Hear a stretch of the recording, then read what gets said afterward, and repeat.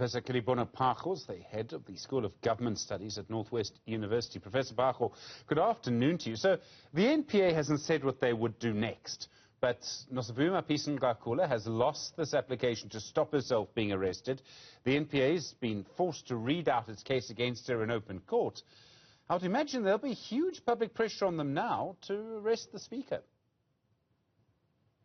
Good afternoon, Stephen, and thank you so much. Yes, indeed. I think this is quite an important high-profile case. We need to remember that Mapisa-Nqakula is heading one of the arms of our constitutional structure, the National Assembly. So she is really a serious heavyweight, politically speaking, but also I think in terms of her administrative role to head the National Assembly is a feat because it really deals with very complex issues. And for me, it really needs people that have the highest level of integrity amongst the political leaders of this country. So indeed, I think this is the test for the NPA on whether they are consolidating themselves, whether they have regrouped, whether they have managed to make sure that their ducks are in a row now, that they are able to prosecute cases. This is why we have that structure. So I think Shamila Batohi will need to demonstrate to the South African public that they have managed to build something post the state capture that has taken place over there. So yes, we are looking out to that, Stephen. If she's arrested, can she really stay on as Speaker?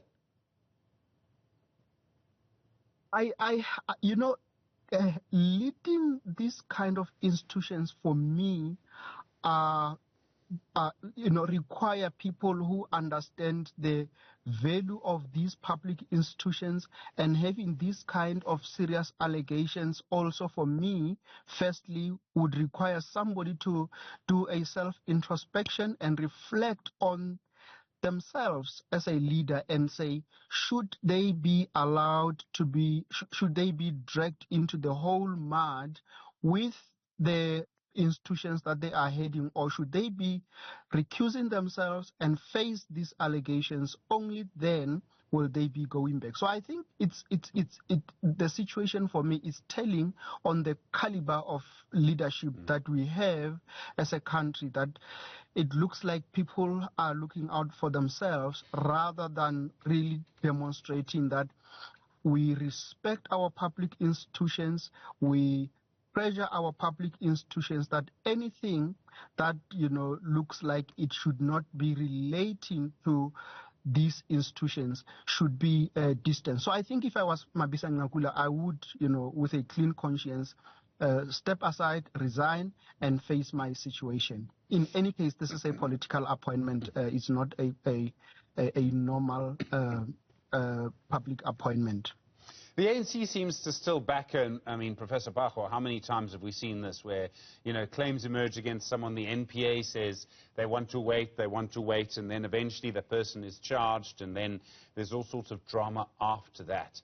I mean, would it be easier for the NPA, you say it's a political decision, I mean, would it be easier for the ANC, rather, to just sort of say, look, she needs to go? I mean, is this going to damage the ANC during the election campaign?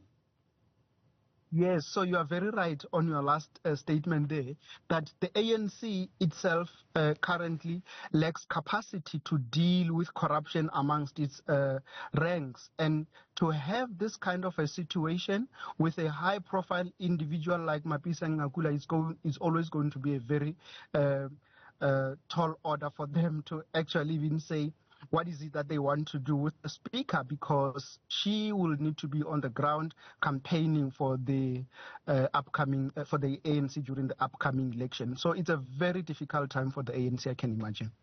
I wonder, strategically, there are a couple of things that have happened around. So the Speaker, she said that she's the victim of some sort of conspiracy, that people in the NPA are out to get her, hasn't put names to it. We've seen this before, I'm afraid, play out in our politics, where people make claims about the NPA. I don't know, do you think people believe that? I mean, if you say, everyone's out to get me, but you don't say who everybody is, I mean, how does that play out in the public? Look, Stephen, I think for me the major issue is that is there a case to answer? And because now the ruling has come to say she needs to face that. That is my impression from what the court has ruled against her attempt to interdict the arrest.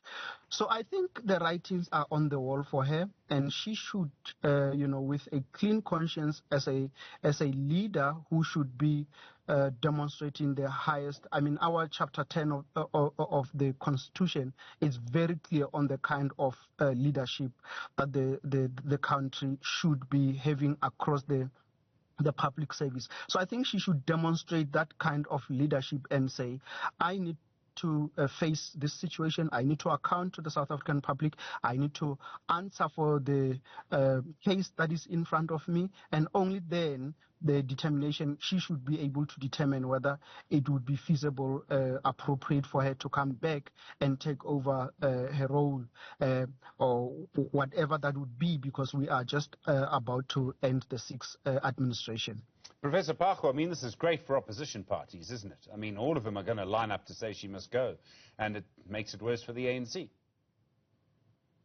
As political parties are going to feast on this, and I'm sure they are definitely going to use this during their political campaigns. So it is pouring for the ANC, and they need to find ways of mitigating this if they are going to tell South Africans that they need a clean government, that they need to renew themselves. So they need to say how are they going to do this in the middle of this kind of high-profile scandals amongst them? Because Mapisa-Nqakula is a high-profile case. So to have someone like that in your midst campaigning really says that the public will obviously doubt the kind of message ANC will be trying to deliver. Professor Kedibone Phago, thank you, head of the Northwest University School of Government Studies.